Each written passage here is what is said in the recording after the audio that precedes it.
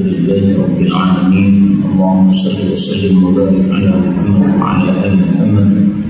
Allahumma anfa'na bima 'allamtana wa 'allimna ma yanfa'una wa zidna ilma wa barik lana fi 'ilmina warzuqna al-ikhlas fil qawli wal 'amali kamilan wa 'ilman nafi'an la yunsa wa tawfiqan daima wa sihhatan wa yaqinan wa 'afiyah. اللهم افتح لنا كل خير ويسر لنا كل امور. اللهم انصر المجاهدين وارحم المستضعفين ودمر اعداء الدين واطمس على اموالهم امين يا رب العالمين.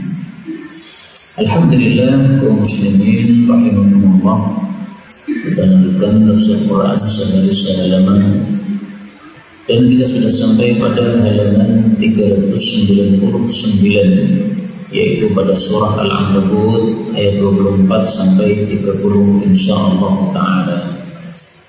A'udzu billahi as-sami'il 'alim minasy syaithanir rajim min hamzihi wa nafthihi wa nafthihi fama kana jawaba qaumihi illa an qalu qatluhu aw harriquhu falanjahu Allahu minan nar. Inna fi dhalika laayatin liqaumin yu'minun. Wa qala innama ittakhadhtum min dunillahi awthanan mawaddatan bainakum fil hayatid dunya thumma yawmal qiyamati yakfuru ba'dukum bi ba'din wa yal'anu ba'dukum بعضا ومأواكم النار وما لكم من ناصرين. فآمن له لوط وقال إني مهاجر إلى ربي إنه هو العزيز الحكيم.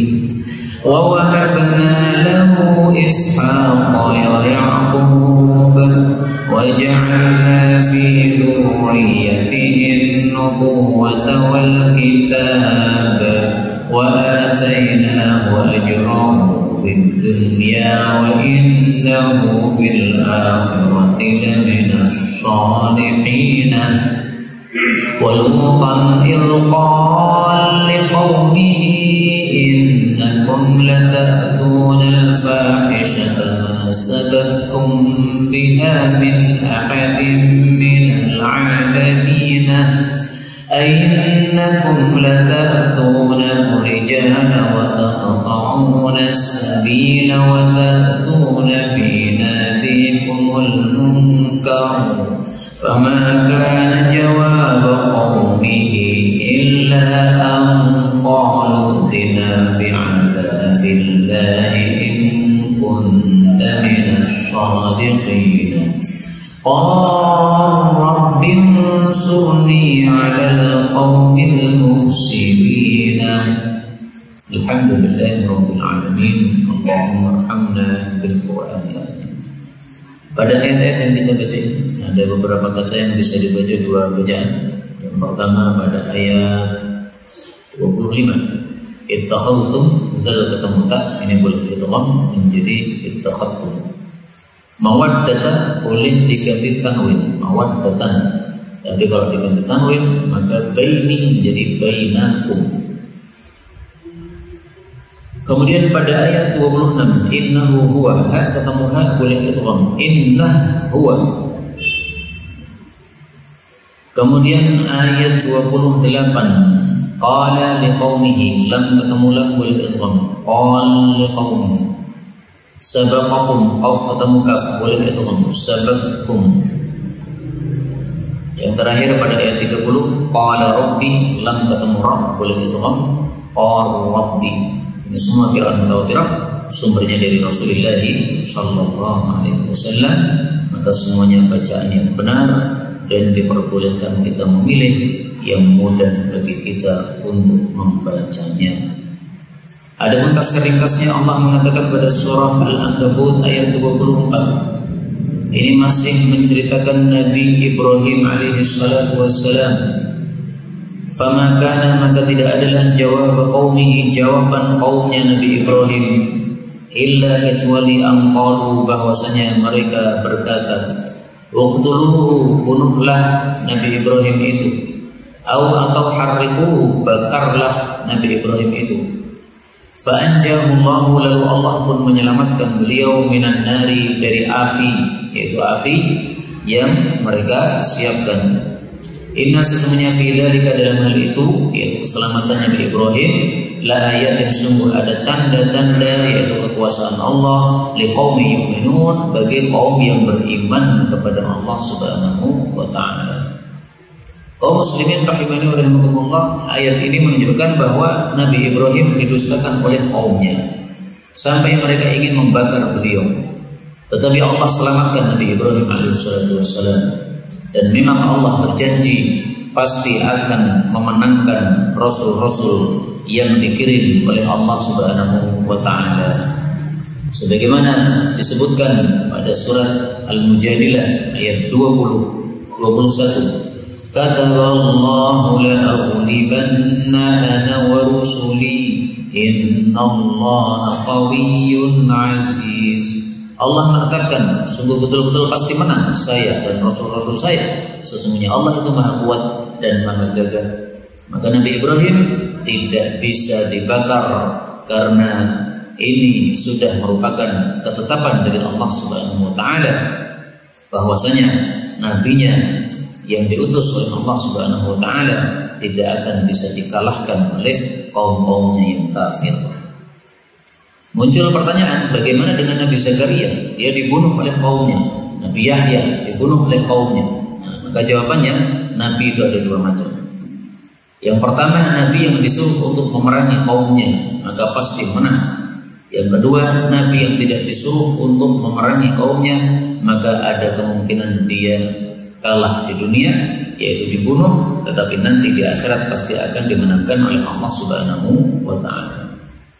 Kita ambil beberapa faedah. Faedah yang pertama, kaumnya tidak bisa membantah hujjah Nabi Ibrahim, sehingga mereka beraninya main tangan, uqtuluhu aw harriquhu.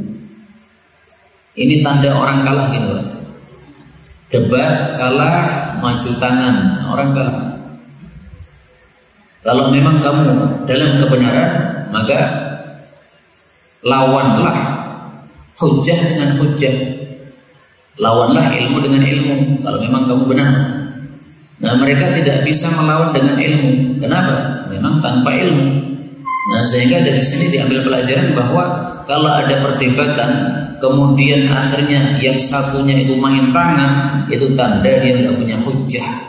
Maka dia seperti orang-orang kafir ini, main tangan saja, uqtuluh, bunuh, harriquh, bakar.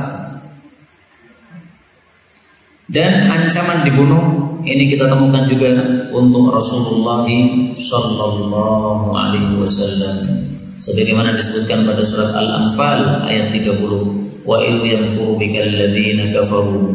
Ingatlah ketika orang-orang kafir berbuat makar kepada engkau wahai Nabi, untuk apa? Liyuthbitu, untuk membui engkau, au yaqtulu, atau membunuh engkau, au yukhriju, atau mengusir engkau. Tetapi wa yamkuruna wa yamkurullah wallahu khairul makirin. Allah yang memenangkan makar sehingga mereka tidak bisa berhasil membuat makar terhadap nabi-nabi Allah Subhanahu wa taala, sama dengan Nabi Ibrahim di sini. Faedah berikutnya, dalam ayat ini disebutkan fa anjahullahu minan nar. Allah selamatkan beliau dari api neraka. Dari apa? Api yang menyala-nyala.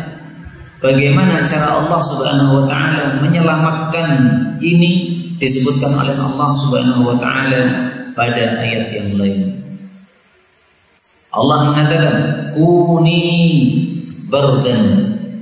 Surat Al-Anbiya ayat 69. Qulna, kami Allah mengatakan, ya nar, wahai api yang menyala-nyala, kuni bardan wa salaman, jadilah kamu dingin dan selamat ala Ibrahim, untuk Nabi Ibrahim alaihi salatu wassalam. Ini cara Allah menyelamatkan Nabi Ibrahim. Cukup dengan kata-kata kun. Dan dari sini kita tahu bahwa kun yang diucapkan oleh Allah itu tidak hanya kun saja, boleh ada lanjutannya. Kun bardan wa salaman. Atau ini kok bukan kun tapi kok kuni. Ini karena nar, api itu adalah muannas. Nah, kalau untuk mudzakkar kan kun, tapi kalau untuk muannas kuni. Jadi kuni ini sama dengan kun yang disebutkan kun fayakun itu sama ya. Hanya bedanya ini karena kepada muannas maka kalimatnya bukan kun tetapi kuni.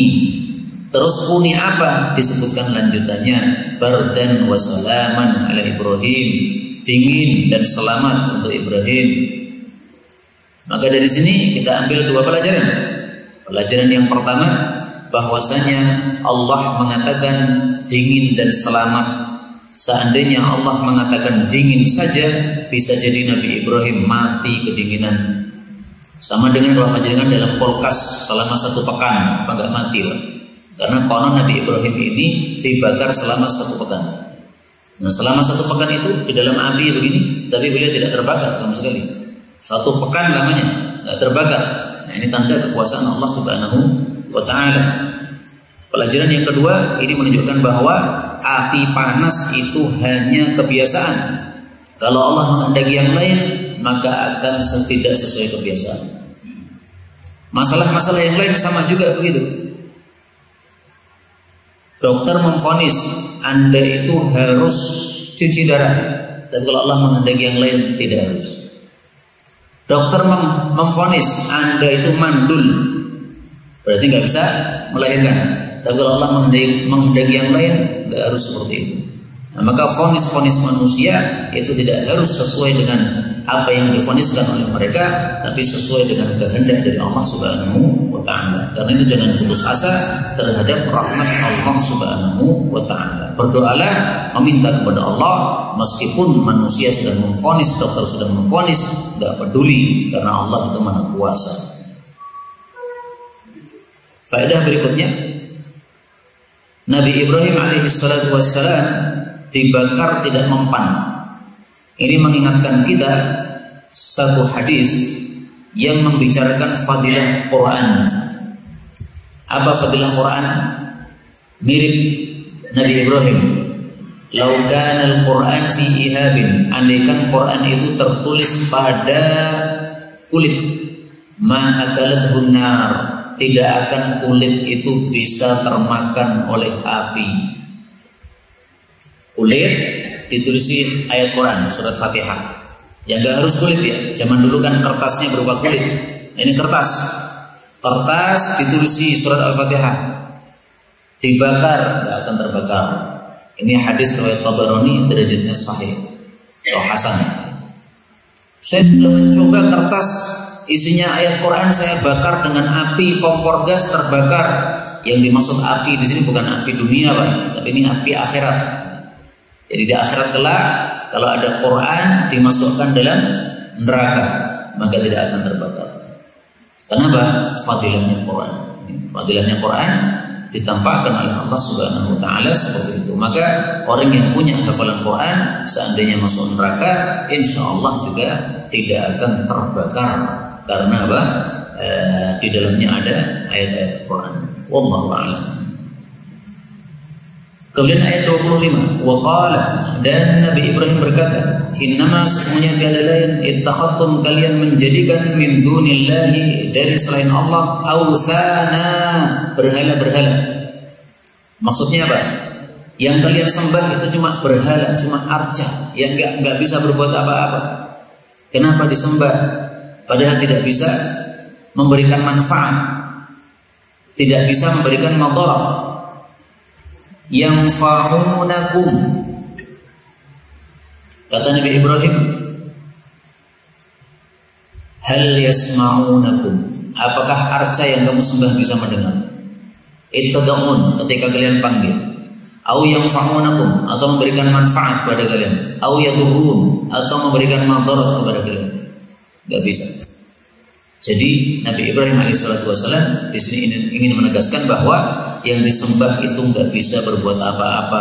Kenapa harus disembah? Semestinya tidak pantas untuk disembah selain Allah Subhanahu wa Ta'ala. Beliau mengatakan mawaddatan, adalah kecintaan bainakum di antara kalian fil hayatid dunya, di dalam kehidupan dunia. Apa maksudnya? Maksudnya sesama penyembah berhala itu saling cinta di antara mereka, saling senang untuk menyembah berhala. Dalam hatinya itu ada kesenangan untuk menyembah berhala, sehingga ketika disampaikan dalil bahwa itu salah, gak mau mengikuti dalil. Kenapa? Sudah terlanjur cinta, sudah terlanjur masuk ke dalam hati kesenangan itu. Nah, maka jangan mengikuti tingkahnya kaum Nabi Ibrahim ini.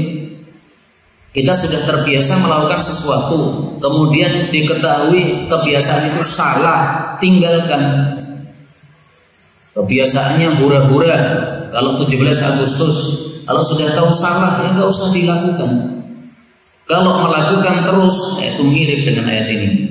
Ittakhadtum min dunillahi awthana, sudah jelas salah tapi dilanjutkan. Kenapa? Mawaddatan bainakum fil hayatid dunya. Cuma karena suka saja, tapi nggak ada dalil sama sekali. Mau apa engkau berhura-hura itu? Mau mensyukuri nikmat Allah? Mensyukuri nikmat Allah jelas caranya dengan beramal soleh, bukan dengan berhura-hura. Maka sungguh aneh manusia ini, sudah belajar ilmu, sudah paham mana benar, mana salah, mana baik, mana buruk, tapi masih saja mengikuti kebiasaan yang disukai. Ini tingkahnya orang-orang kafir seperti ini. Kemudian Allah mengatakan summa, kemudian yaumal qiyamah, besok pada hari kiamat, yakfuru, mengkufuri ba'dukum, sebagian kalian, bi ba'din, kepada sebagian yang lain, saling menyalahkan antara satu sama yang lain.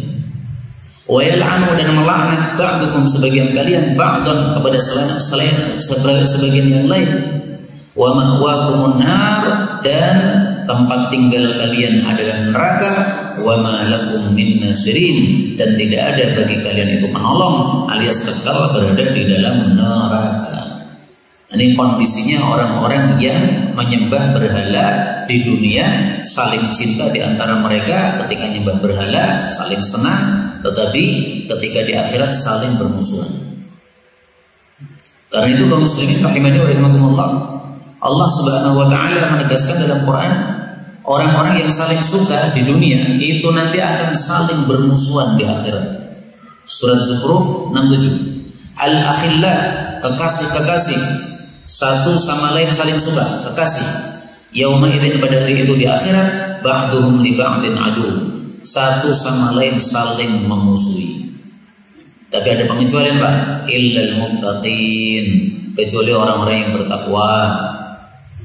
Maka suami istri, muslim, muslimah, mukminah, takwa, tidak akan saling memusuhi nanti di akhirat.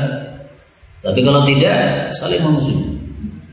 Dulu di dunia cinta sama istrinya, bilang sama istrinya, engkau orang tercantik, maka bukalah jilbabmu, karena kecantikanmu tidak akan terlihat kalau tidak pakai jilbab.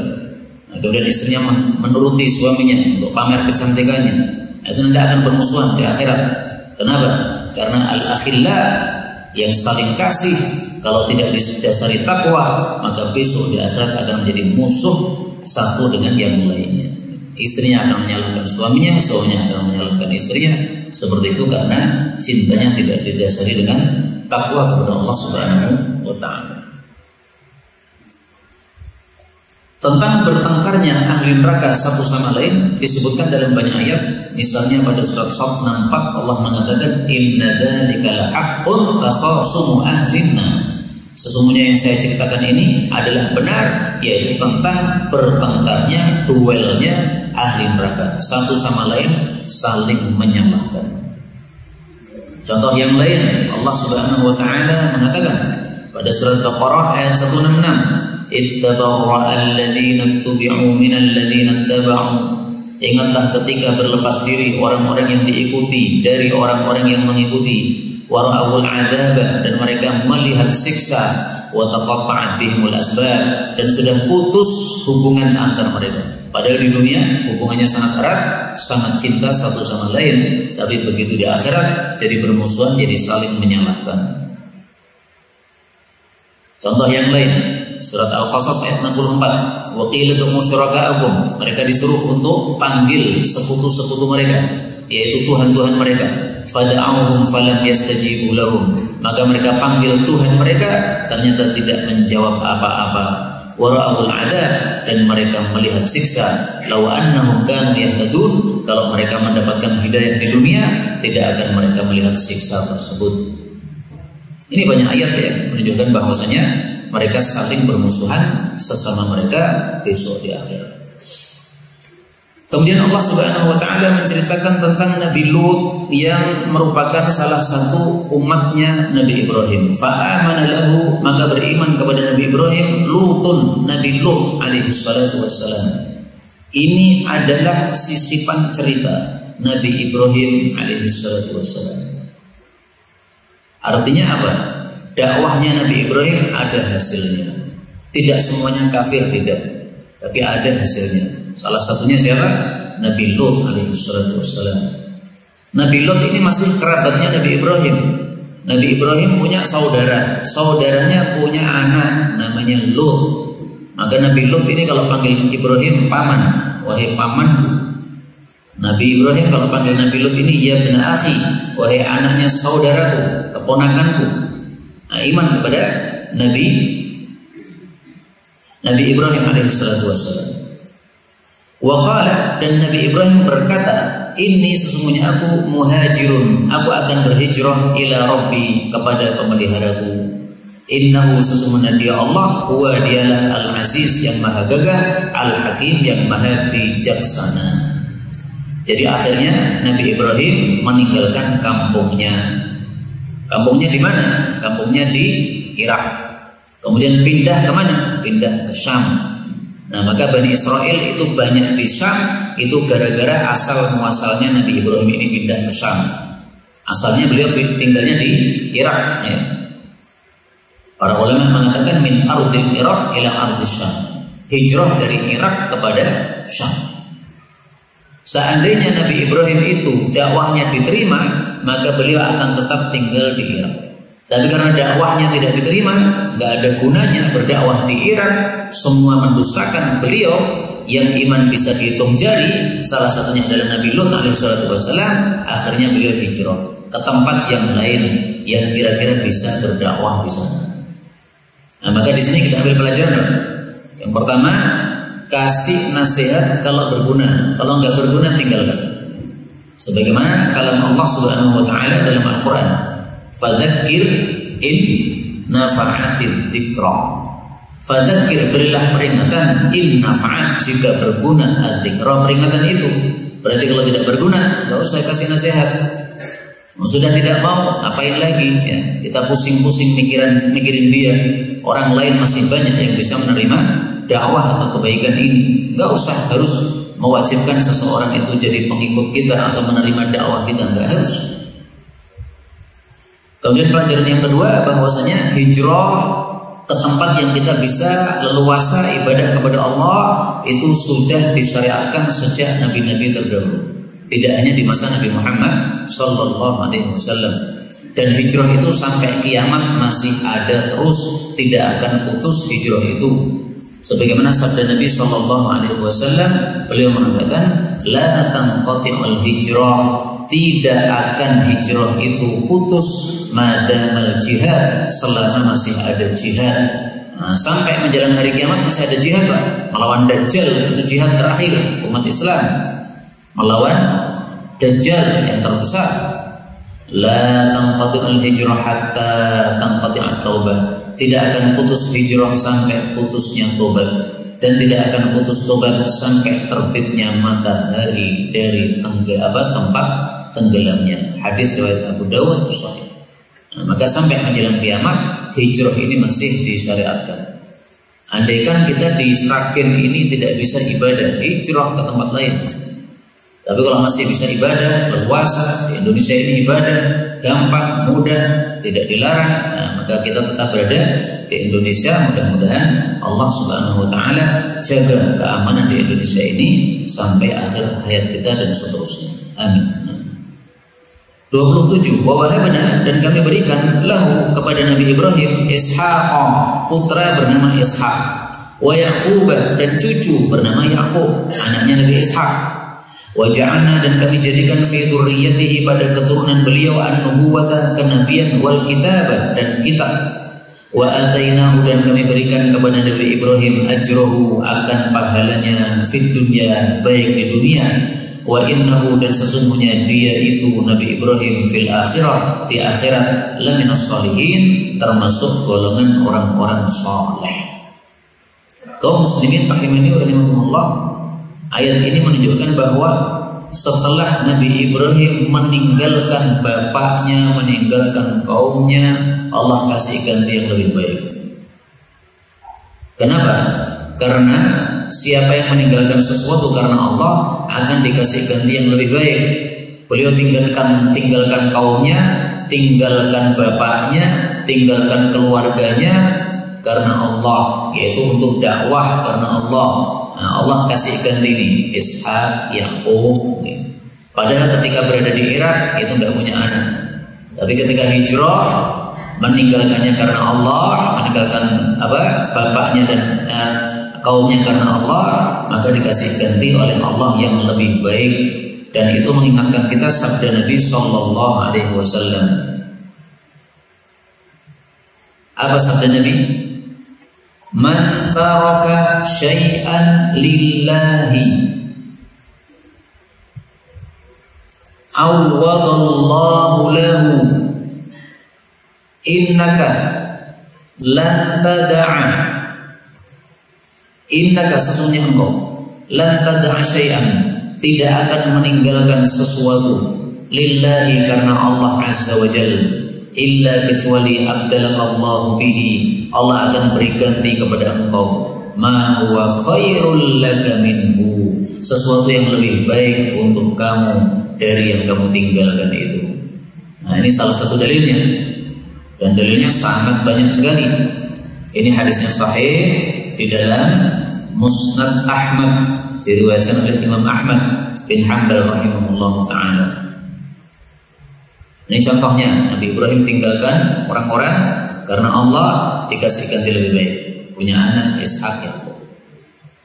Nabi Sulaiman karena terlambat sholat gara-gara kuda, akhirnya marah beliau, akhirnya kudanya disembelih, semuanya dibagi-bagi, dagingnya disedekahkan, maka diganti oleh Allah kendaraan yang lebih cepat daripada kuda, yaitu angin yang cepat.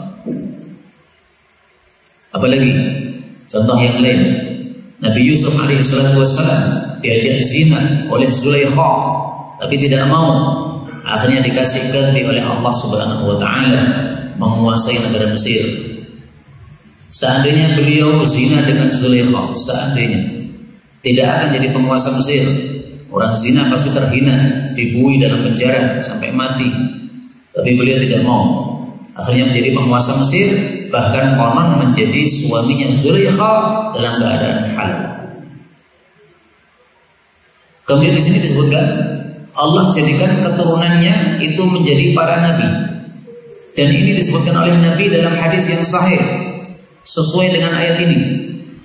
Tasusuhum, kanat Bani Israel, adalah Bani Israel, tasusuhumul anbiya, dipimpin oleh nabi-nabi mereka. Kullama halaka nabiyyun, setiap kali nabi mereka mati, khalafahu nabiyyun, diganti nabi yang lain dari kalangan mereka juga. Hadis muttafaqun alaih. Ini fadilahnya Bani Israel, dikirimi nabi banyak, turun temurun. Ini Nabi Ibrahim, nabi-nabi terus ini. Nabi Ibrahim nabi, Nabi Ishak nabi, Nabi Yakub nabi, Nabi Yusuf nabi lagi. Terus turun temurun.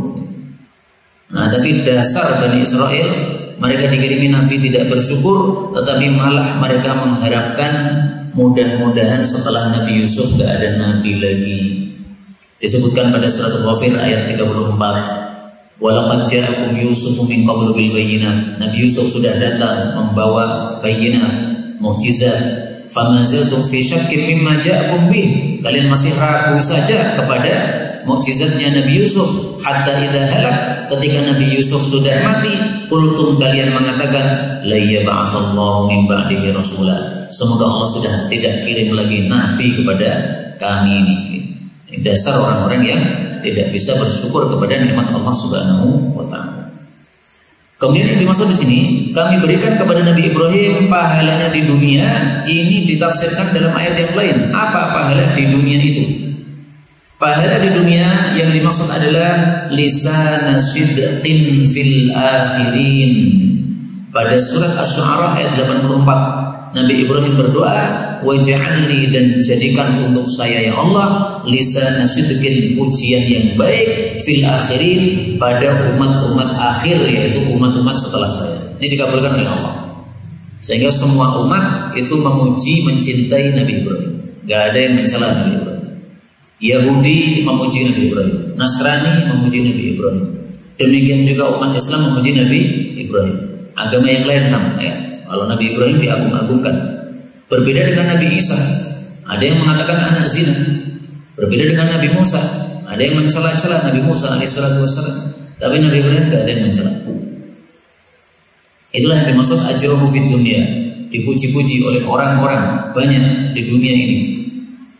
Kemudian di akhirat, apakah berarti pahalanya lenyap? Tidak.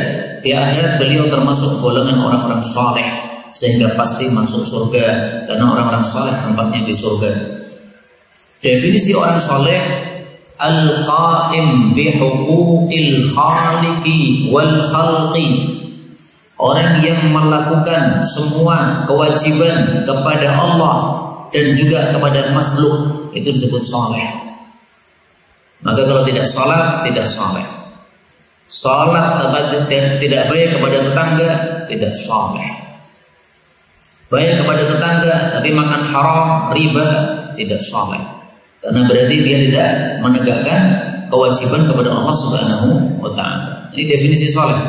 Jadi kita bisa menilai diri kita masing-masing sudah setingkat apa kesalehan kita. Karena kesalehan itu mencakup dua hal tadi. Ada dua rukun ya. Rukun yang pertama menunaikan hak kepada Allah Subhanahu wa taala, dan rukun yang kedua menunaikan hak kepada menunaikan kewajiban kepada para makhluk.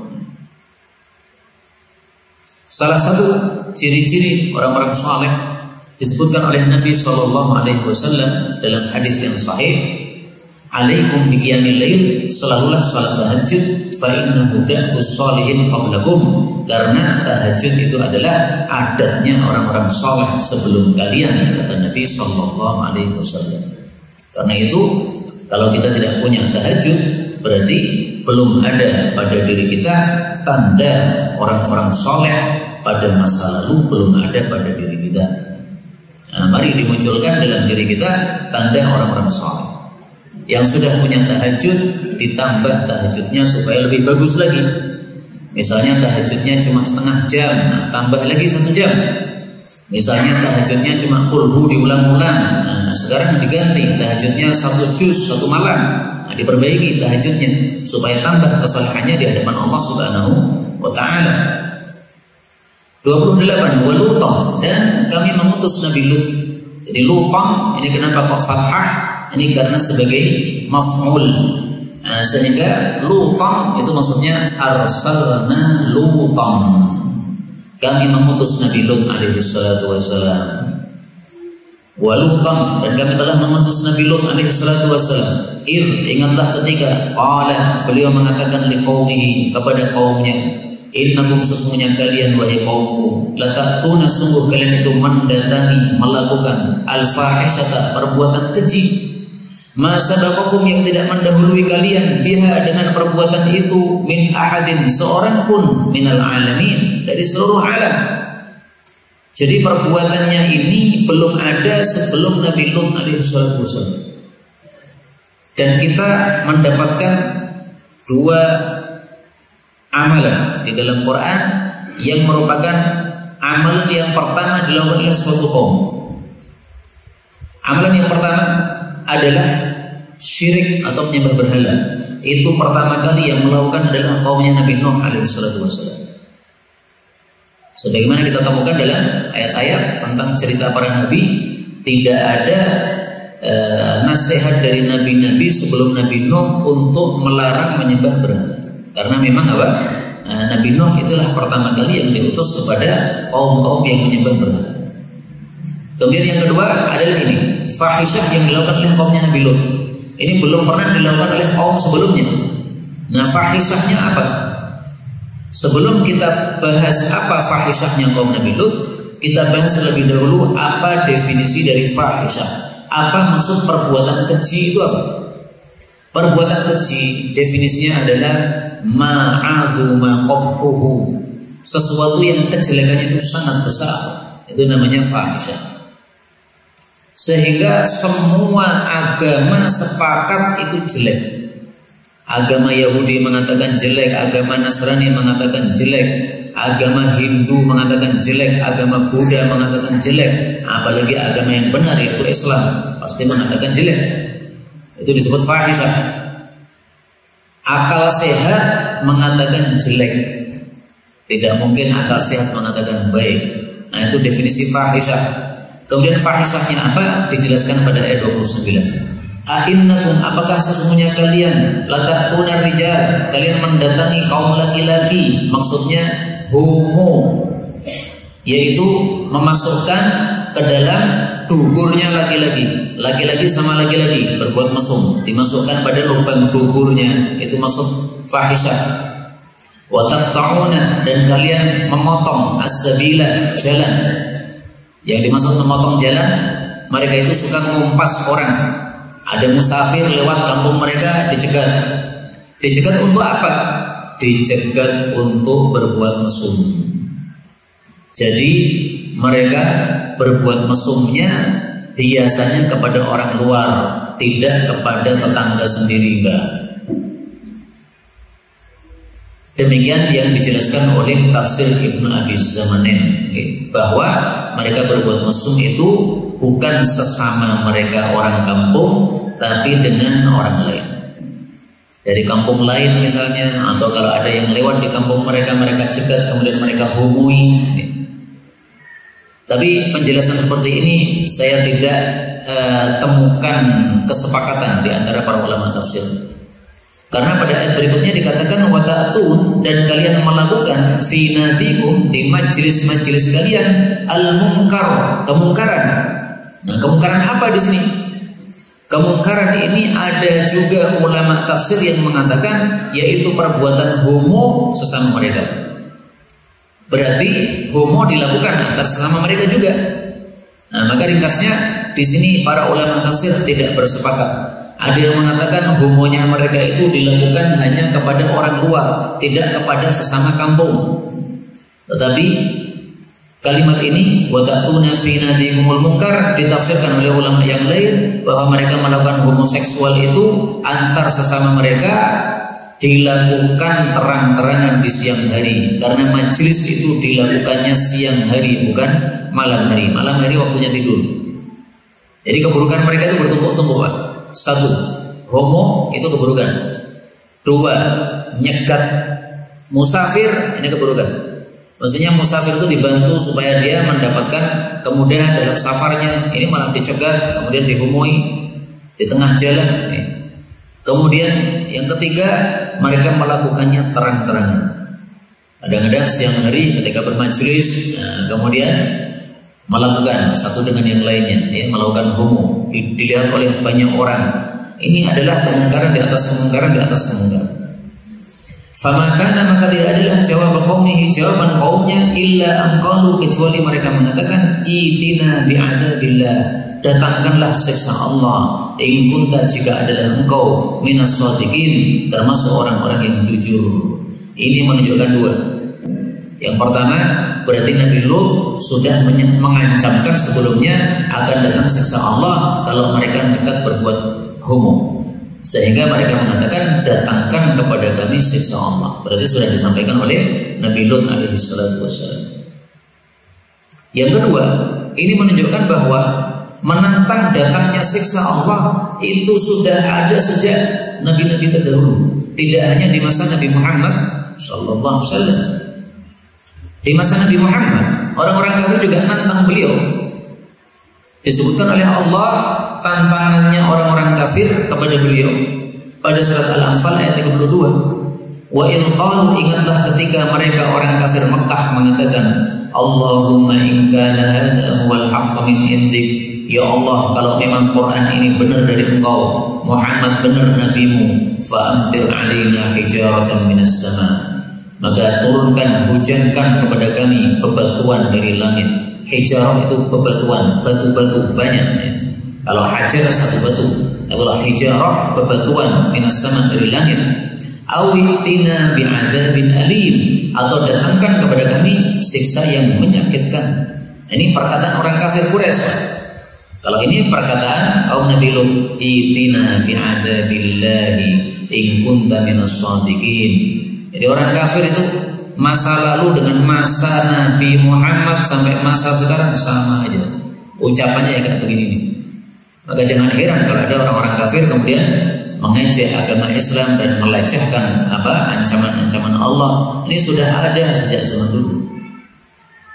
Apa ucapan Nabi Lut ketika ditantang? Qala, beliau mengatakan, Rabbi wa Rabbku unsurni, tolonglah saya, 'alal qaumil mufsidin, terhadap kaum yang merusak, yaitu orang-orang kafir tersebut.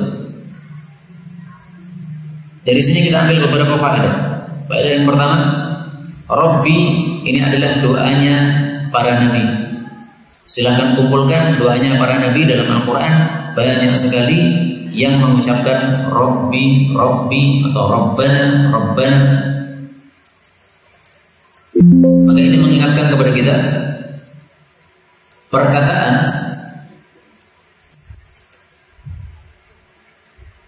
Abu Darda dan juga Ibnu Abbas, dua sahabat Nabi, keduanya mengatakan inna ismallahil akbar, sesungguhnya nama Allah yang terbesar itu adalah Rabbi, Rabbi. Maka silakan kalau berdoa dengan membaca doanya para nabi yang mengucapkan Rabbi, Rabbi. Ini diriwayatkan oleh Imam Hakim dalam kitab Mustadraknya. Nama Allah yang terbesar artinya nama yang kalau kita baca dalam doanya cepat mustajab. Ismullahil A'zam, atau disebut juga Ismullahil Akbar, nama Allah yang terbesar, yang dibaca oleh pengikutnya Nabi Sulaiman untuk memindahkan singgasananya Ratu Balqis dalam sekejap, itu pakai Ismullahil A'zam. Maka Imam Malik ketika ditanya, wahai Imam Malik, bagaimana dengan orang-orang yang berdoa memanggil kepada Allah Subhanahu wa taala dengan panggilan-panggilan yang dibuat-buat yang tidak ada ajarannya dalam Islam? Misalnya memanggil Allah, kalau kita orang Indonesia, Duh Gusti dan sebagainya. Nah, beliau mengatakan, yu'jibuni du'aul anbiya, saya lebih senang doanya para nabi. Rabbana, Rabbana, Rabbi, Rabbi. Rabbana wahai pemelihara kami, Rabbi wahai pemeliharaku, ya, kami atau aku sama aja, tidak ada masalah. Faedah berikutnya, hadis ini menunjukkan bahwa kalau kita berhadapan dengan orang-orang kafir, maka minta tolonglah kepada Allah Subhanahu wa ta'ala. Unsurni, tolonglah saya. Kenapa? Karena yang bisa menolong kita hanyalah Allah Subhanahu wa ta'ala. Allah mengatakan, iyyansurkumullah fala ghaliba lakum.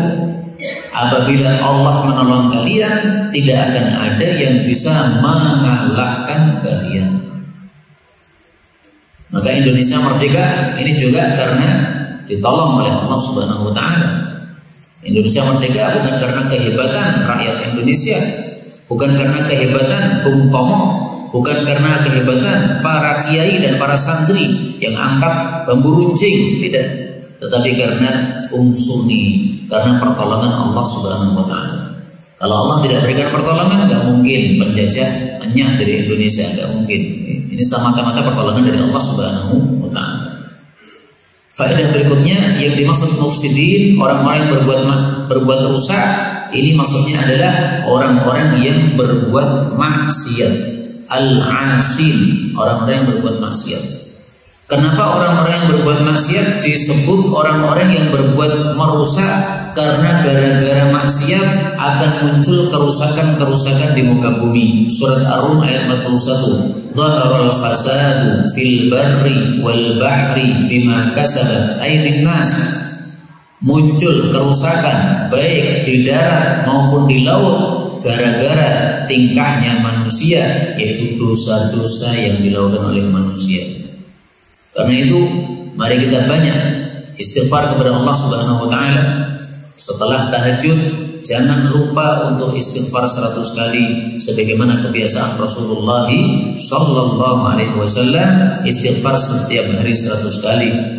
Kenapa kita pilih setelah tahajud? Karena Allah Subhanahu wa taala mengatakan dalam Al-Qur'an, "Wa bil ashari hum yastaghfirun."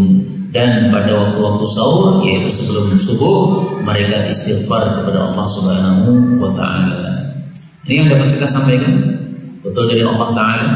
Kalaupun ada salahnya, fa astaghfirullahaladzim li wa lakum, walhamdulillahi rabbil alamin.